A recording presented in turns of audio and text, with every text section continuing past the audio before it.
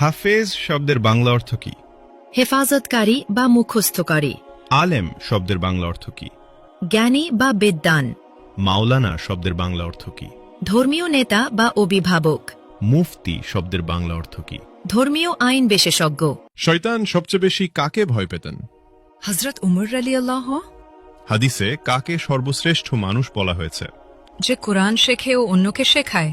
সালাতের পর কি পড়লে গুনাহ মাফ হয়? আস্তাগফিরুল্লাহ।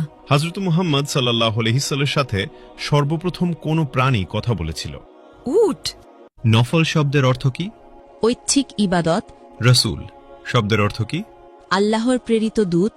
নবী শব্দের অর্থ কি? ওহীপ্রাপ্ত বার্তাবাহক। হালাল শব্দের অর্থ কি? বৈধ বা অনুমোদিত। হারাম শব্দের অর্থ কি? নিষিদ্ধ কাজ। স্বামীর নাম ধরে ডাকলে অমঙ্গল হবে। ইসলামে কথাটি বিধান কি? ছোট শিরক। খাবার খাওয়ার সময় সালাম দেওয়ার বিধান কি? জায়েজ। স্বামীর পায়ের নিচে স্ত্রীর বেহেশত, এটি কোন ধরনের হাদিস? জাল হাদিস। ইসলামে বিয়েতে উকিল বাপ রাখার বিধান কি? হারাম। হজরত শব্দের অর্থ কি? মহামান্য, সম্মানিত। মোহাম্মদ শব্দের অর্থ কি? প্রশংসনীয়। কিয়ামত শব্দের অর্থ কি? মহাবিচারের দিন। জন্ম শব্দের অর্থ কি? আগমন। মৃত্যু শব্দের অর্থ কি? সমাধি। জিন কিসের তৈরি? ধোয়াবিহীন আগুন। মানুষ কিসের তৈরি? মাটির। ফেরেশতাগণ কিসের তৈরি? নূর। পশু পাখি কিসের তৈরি? পানি ও মাটি। শয়তান কিসের তৈরি? ধোয়াবিহীন আগুন। মিকাইলের দায়িত্ব কি? রিজিক ও বৃষ্টি। ইসরাফিলের দায়িত্ব কি? সিঙ্গায় ফুক দেবেন। জিব্রাইলের কাজ কি? ওহী পৌঁছানো। আজরাইলের দায়িত্ব কি?